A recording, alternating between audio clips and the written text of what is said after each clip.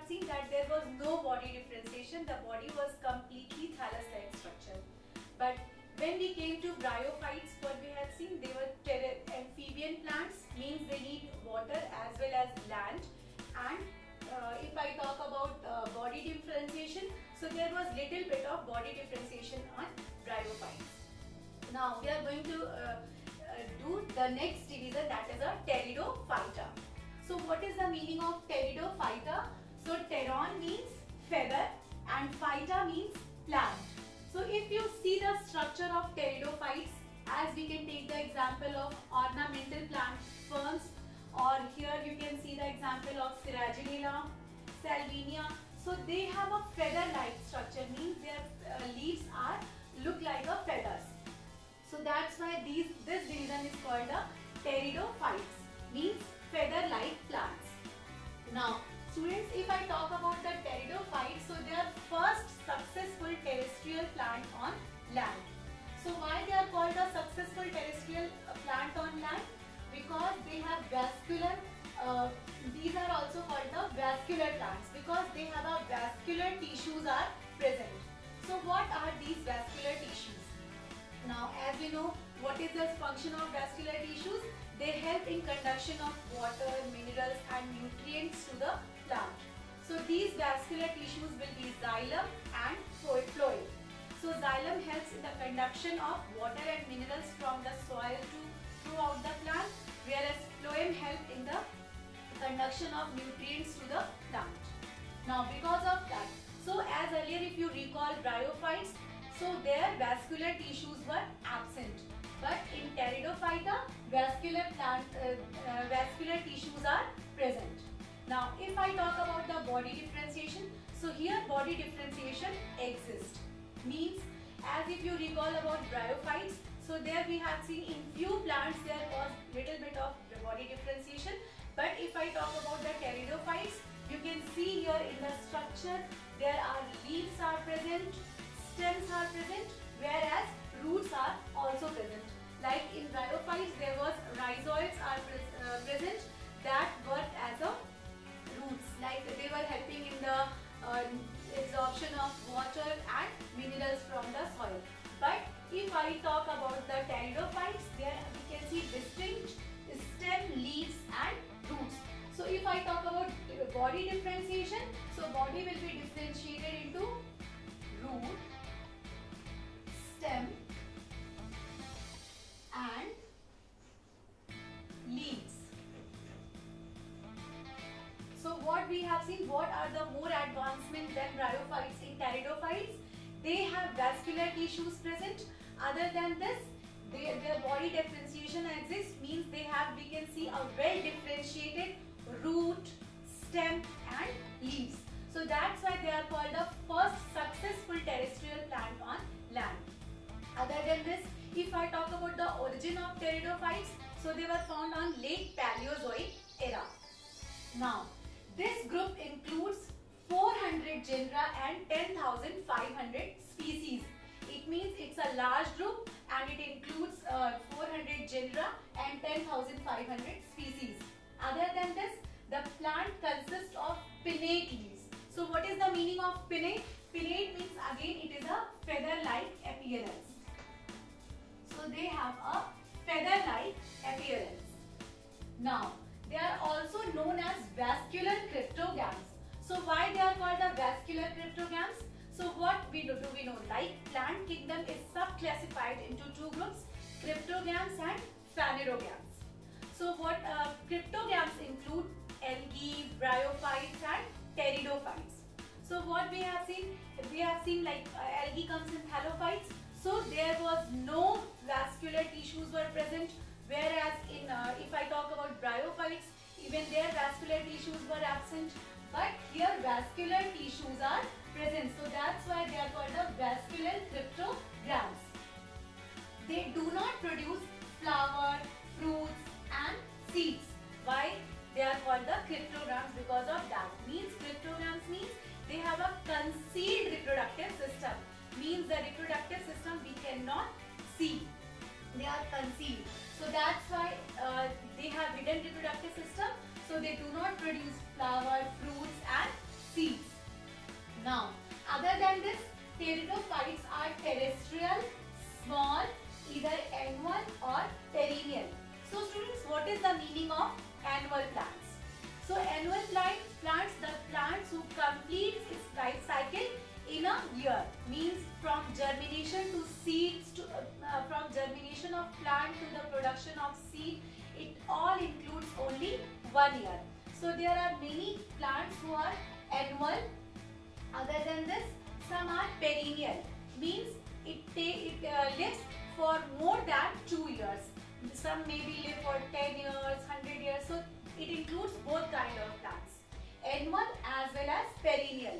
Annual means the plant will complete its life cycle in a year only, whereas perennial plant will take more than 2 years. Now, they grow under moist and shady places. Means that pteridophytes, they do not need more light. Because of that, they grow on moist and shady places. Now, if I talk about what are the habitats they shows, so they may be aquatic. So students, here I have taken the example of Salvinia. So there are many plants who are aquatic, means they need aquatic habitat. So examples can be Azolla and Marsilea. Now, other than this, there are many plants who are called the xerophytic plants.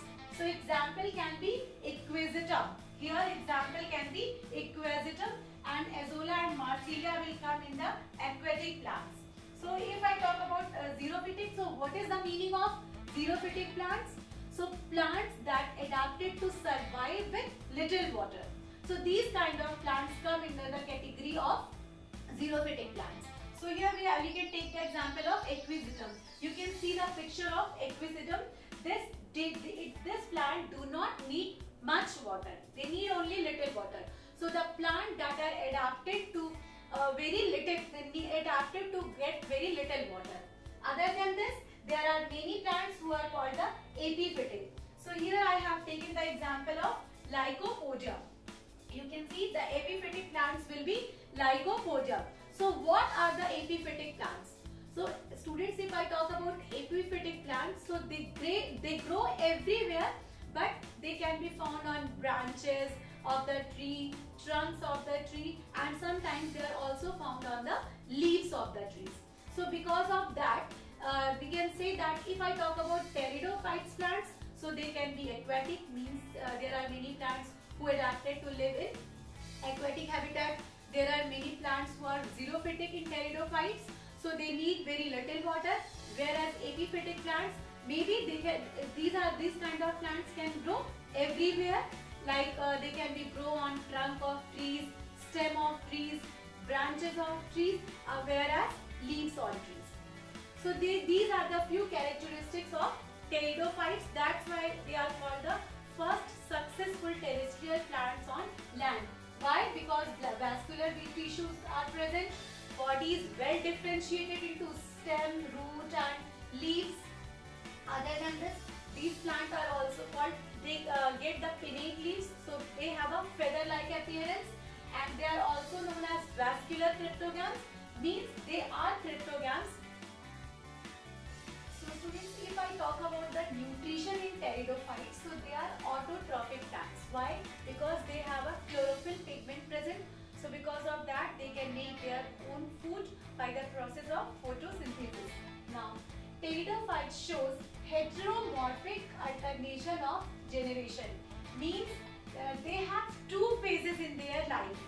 So here, this thing we will discuss in the life cycle of pteridophytes.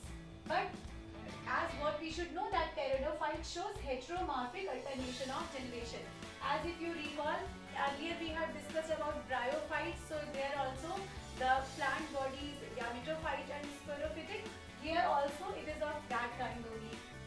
Now here main plant body is sporophyte. So students, if you recall in bryophytes what we have discussed, the main plant body was gametophyte and it was diploid phase. Sorry, it was haploid phase. Now here the main plant body, as if you see that example of Selaginella, Equisetum and Salvinia. So here the plant body, main plant body will be sporophyte. So sporophyte will be diploid. What we can say that it will be diploid means it will be 2n in number. Dominant means it is a long-lived body of the plant. So main plant body is sporophyte. So because of that, this phase will be dominant. And autotrophic, as they can make their own food. Independent means it is a main plant body, so it will be able to produce spores, and it can be germinate, and it can make its own food. As if you recall sporophyte phase in bryophytes, there it was the dependent phase on female gametophyte.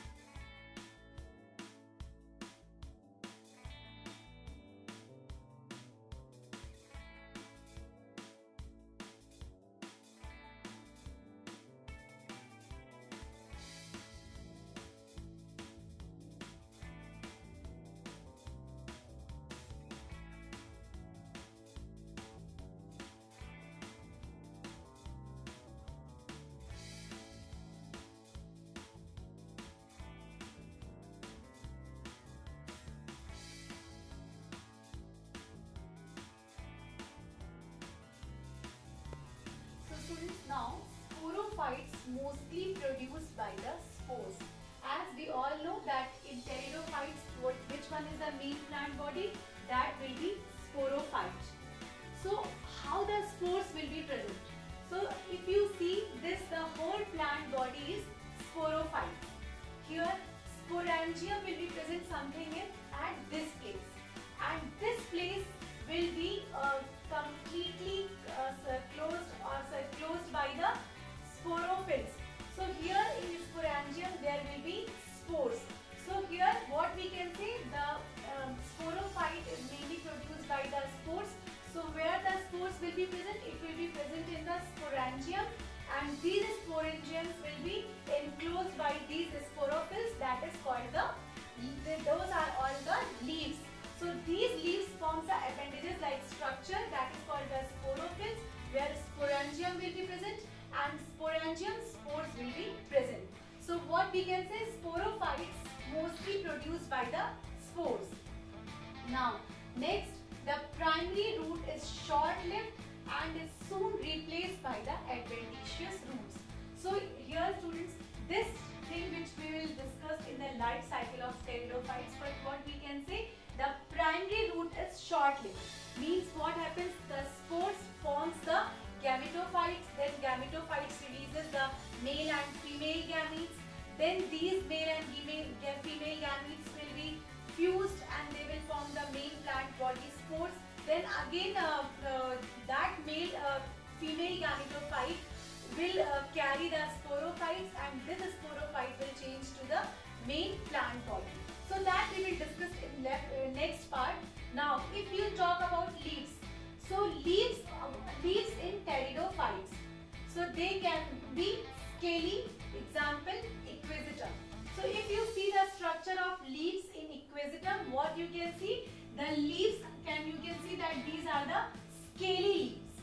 Here we can also take the example of Cycas. So there are many pteridophytes which have a scaly leaves. Now there are also some plants in pteridophytes, they have simple and sessile leaves. So what are these simple and sessile leaves? Here I have taken the example of Lycopodium. So what are these simple and sessile leaves? So these kind of leaves have a single leaf. Suppose that this is a kind of simple leaf.